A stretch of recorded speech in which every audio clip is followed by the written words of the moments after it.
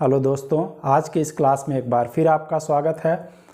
आज हम लोग भारत के प्रमुख झीलों पर चर्चा करने वाले हैं कि ज्वालामुखी या उल्कापिंड के द्वारा निर्मित कौन सी झील होती है। भारत की वह कौन सी झील है जिसके अंदर दुनिया का एकमात्र तैरता हुआ राष्ट्रीय उद्यान पाया जाता है।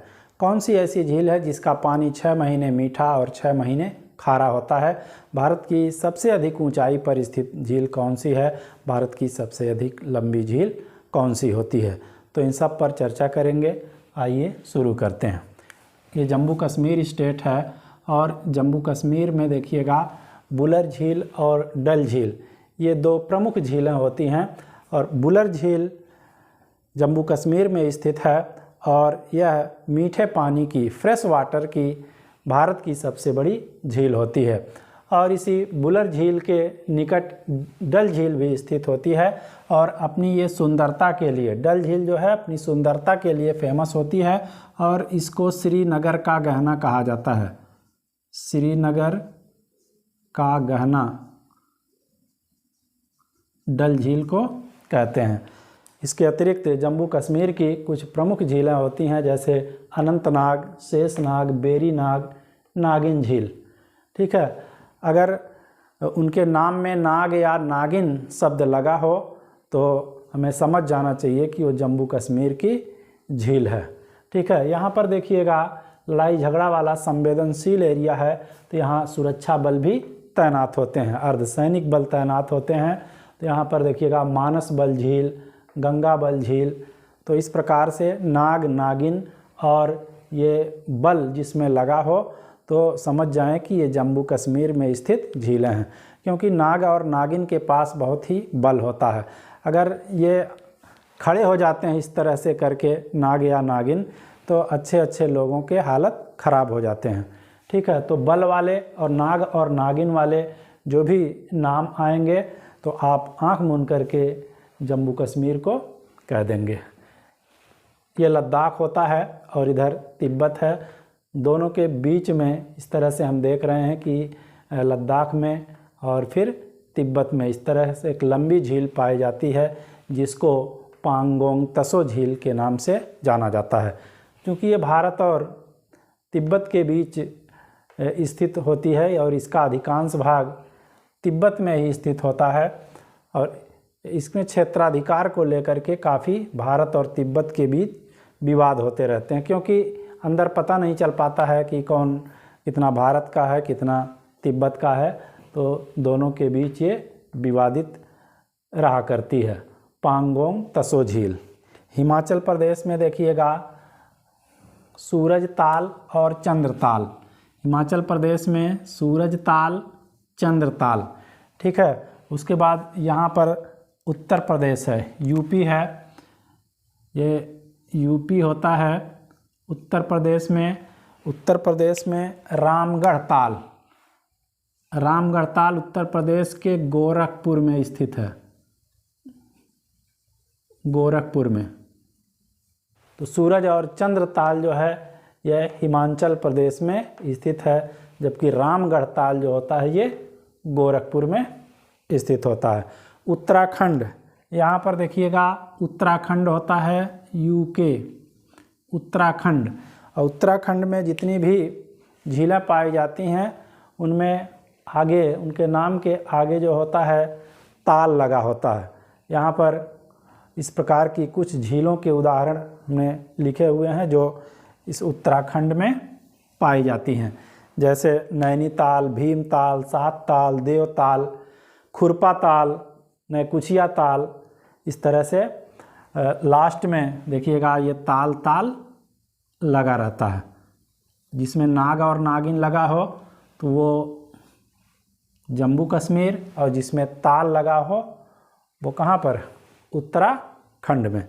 यहाँ जम्मू कश्मीर में देखिएगा नाग लगा है सब में, या नागिन है या बल है। ठीक है, नाग, नागिन या बल जम्मू कश्मीर।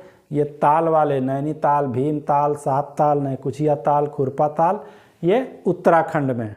यहाँ पर 2 हिमाचल प्रदेश में और एक यूपी में हमने झील बताया। इसके नाम के आगे भी ये ताल लगा हुआ है, जैसे सूरज ताल चंद्रताल। ये हिमाचल प्रदेश में स्थित झीलें होती हैं और यूपी में है रामगढ़ ताल।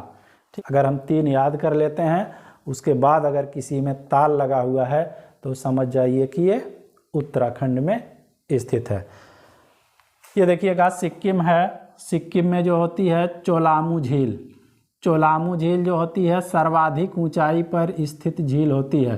भारत की सर्वाधिक ऊंचाई पर स्थित झील चोलामू झील है।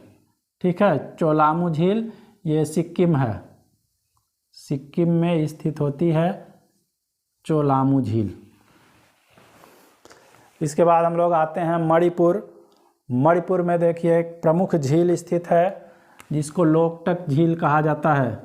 ये मणिपुर में है और इस झील के अंदर, लोकटक झील के अंदर एक तैरता हुआ राष्ट्रीय उद्यान पाया जाता है जिसको काबुल लामजाओ कहा जाता है। काबुल लामजाओ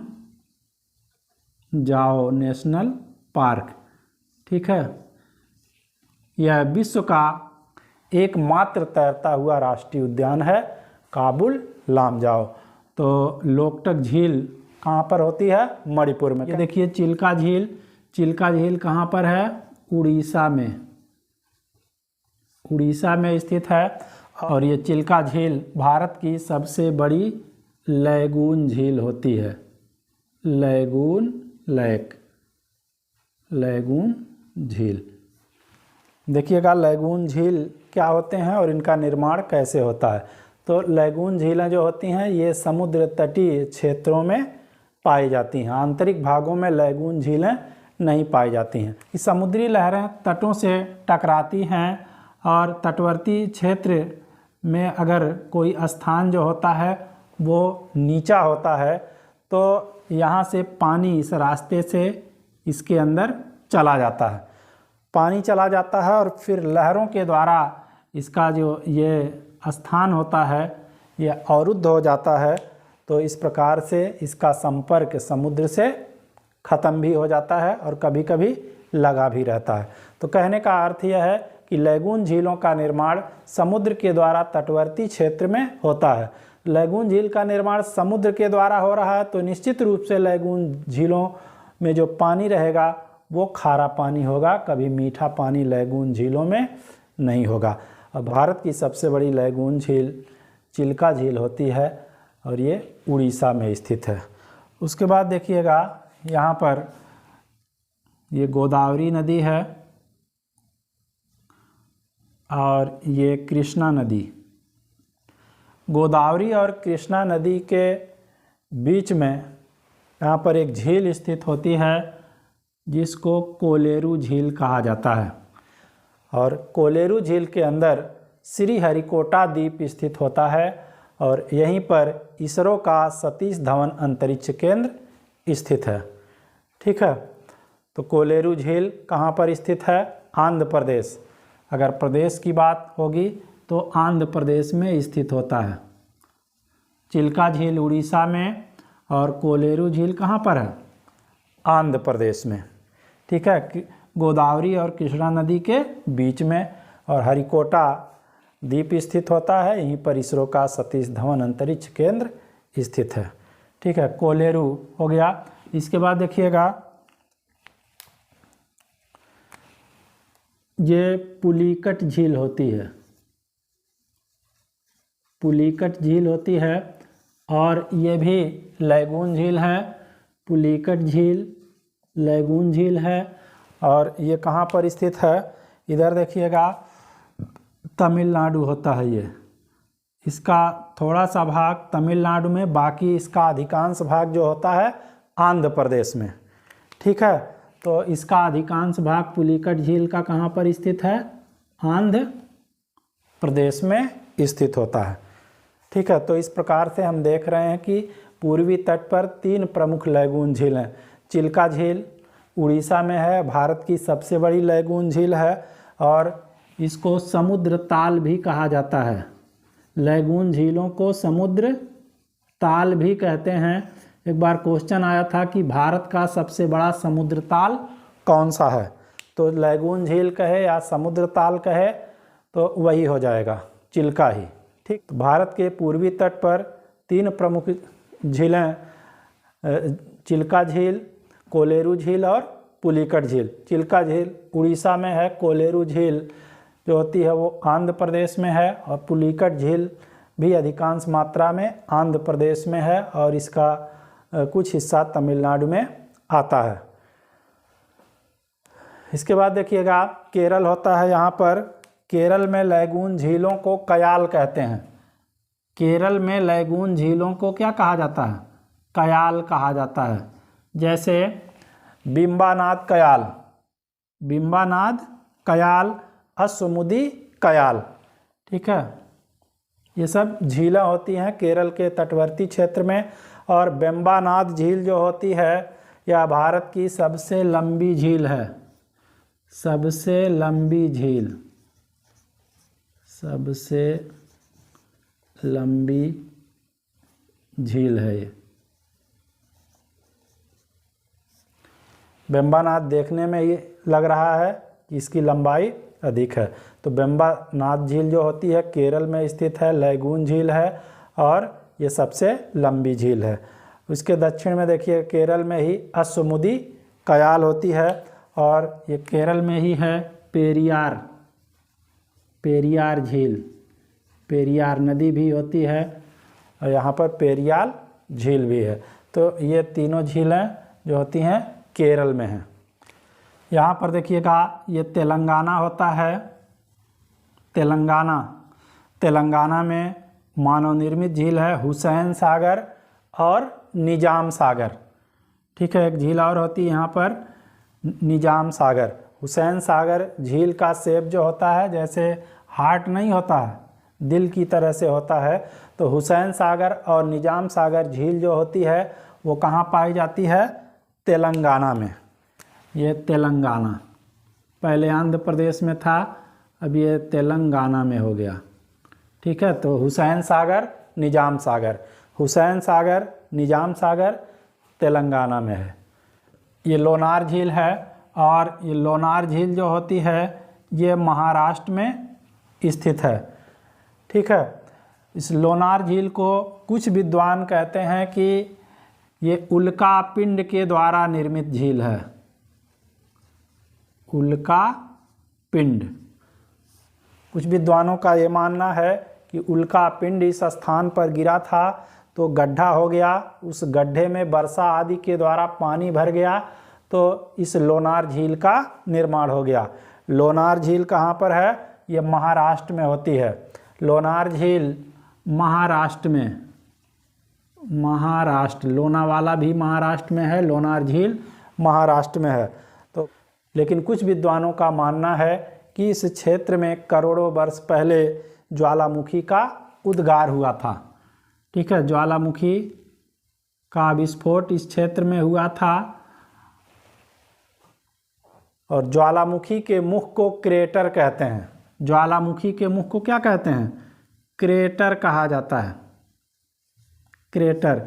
और इसके अवनलिका में जब मैग्मा भर जाता है, तो जब मैग्मा इसमें अवरुद्ध हो जाता है, मैग्मा भर जाता है इसके नली में, तो इसके उद्गार होने की संभावना खत्म हो जाती है, इसका उद्गार नहीं हो पाता है। ठीक है, तो ये जो क्रेटर है इसका मुख है, इस मुख में वर्षा आदि के द्वारा जब पानी भर जाता है तो ऐसी झीलों को क्रेटर झील कहा जाता है। यानी कि ज्वालामुखी क्रिया के द्वारा निर्मित झीलों को क्रेटर झील कहते हैं।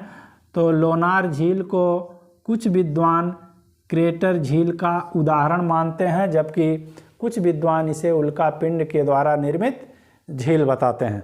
तो लोनार झील महाराष्ट्र में स्थित है, यह उल्का पिंड या क्रेटर झील का उदाहरण होती है। इसके बाद फिर इधर देखिएगा सांभर झील राजस्थान, ये राजस्थान वाला क्षेत्र है। सांभर झील राजस्थान में पाई जाती है। भारत की सबसे बड़ी पानी की झील जो होती है चिल्का झील है, लेकिन भारत की सबसे अधिक लवणता वाली झील जो है ये सांभर झील है। यहाँ पर देखिएगा नमक का उत्पादन किया जाता है, नमक, नमक बनाया जाता है और इसी के निकट पिंक सिटी जयपुर स्थित होता है। यहाँ पर है जयपुर, जयपुर को पिंक सिटी कहा जाता है और इधर अजमेर स्थित होता है। ठीक है, तो ये पूछा गया सवाल है कि सांभर झील किसके निकट है, जयपुर के है कि जोधपुर के है कि उदयपुर के है कि भरतपुर के है। ठीक है, इसके अतिरिक्त राजस्थान में और भी प्रमुख झीलें पाई जाती हैं, जैसे कुछ झीलों के नाम ने लिखा हुआ है, राजसमंद, जयसमंद, फतेह सागर, पिछौला और डीडवाना झील। ठीक है, क्योंकि ये राजस्थान है तो राजाओं का शहर है तो कहेंगे राजसमंद, और राजा लोग हमेशा जय की बात करते हैं, जीत की बात करते हैं, इसलिए जयसमंद। ठीक है, जीत को फतह भी कहा जाता है कि राजा क्या करता है, दूसरे के किला को फतह करने का प्रयास करता है, तो फतेह सागर। ये राजा कभी पीछे नहीं हटते हैं, जान इनकी चली जाए लेकिन ये कभी पीछे नहीं हटते हैं। ऐसे उदाहरण आपको इतिहास में तमाम पढ़ेंगे, राणा प्रताप हो या राणा सांगा हो, इन लोगों ने कभी पीछे नहीं हटा है। तो ये पिछौला झील और ये डीडवाना झील।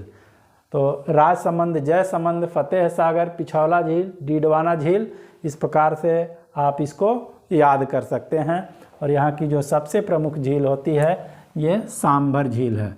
ठीक है, नमक के लिए जानी जाती है, जयपुर के निकट स्थित है, अजमेर भी इसी के करीब होता है। और भारत की सबसे बड़ी जो मानव निर्मित झील होती है वो देखिएगा गोविंद सागर झील है। भारत की सबसे बड़ी मानव निर्मित झील जो होती है गोविंद सागर झील है। सतलज नदी ऐसे आ रही है तो पंजाब में बांध बनाया गया है, भाखड़ा नांगल बांध। जब बांध बना दिया गया है तो पानी, चूँकि नदी इधर जा रही है, यहाँ बांध बना दिया गया है तो पानी इसके पीछे ही रुक गया है। तो पानी जो है ये देखिएगा हिमाचल प्रदेश में रुका है। तो ये गोविंद सागर झील जो है ये सबसे बड़ी भारत की मानव निर्मित झील है। ये सब झीलें देखिएगा, चिल्का झील या फिर ये लोनार झील, ये सांभर झील, ये मानव निर्मित झील नहीं है, ये प्राकृतिक रूप से ये पाई जाती हैं। भारत की सबसे बड़ी मानव निर्मित झील जो है ये गोविंद सागर झील होती है। ये कैसी झील है, मानव निर्मित झील है और भारत की सबसे बड़ी मानव निर्मित झील है, मानव निर्मित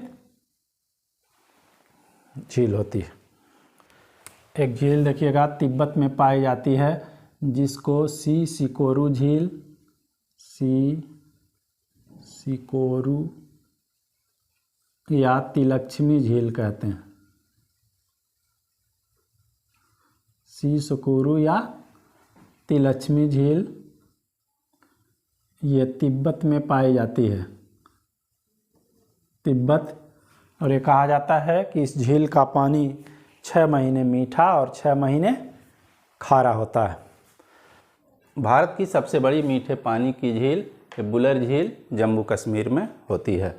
भारत की सबसे बड़ी लैगून झील चिल्का झील उड़ीसा में पाई जाती है। और श्रीहरिकोटा या इसरो का जो सतीश धवन अंतरिक्ष केंद्र किस झील के अंदर जो होता है, तो ये कोलेरू झील, और कोलेरू झील आंध्र प्रदेश में पाई जाती है, गोदावरी और कृष्णा नदी के बीच में। भारत की सबसे लंबी झील वेम्बनाड झील केरल में स्थित है। उल्कापिंड या क्रेटर द्वारा निर्मित झील महाराष्ट्र की लोनार झील। सांभर झील राजस्थान की एक प्रमुख झील है, ये जयपुर के निकट स्थित होती है। और भारत की सबसे बड़ी मानव निर्मित झील गोविंद सागर झील। पूर्वोत्तर सीमांत के राज्यों की सबसे बड़ी झील जो है ये मणिपुर की लोकटक झील है, और इसी लोकटक झील के अंदर विश्व का एकमात्र तैरता हुआ राष्ट्रीय उद्यान पाया जाता है जिसको काबुल लामजाओ कहा जाता है। इसी के अंदर डांसिंग डियर पाया जाता है जो मणिपुर का स्टेट एनिमल है जिसका नाम संघाई है। भारत की सबसे अधिक ऊंचाई पर स्थित झील चोलामू झील सिक्किम में, चोलामू झील सिक्किम में। तो आज के क्लास में बस इतना ही। इसके बाद हम एक नए क्लास में मिलते हैं, तब तक के लिए धन्यवाद।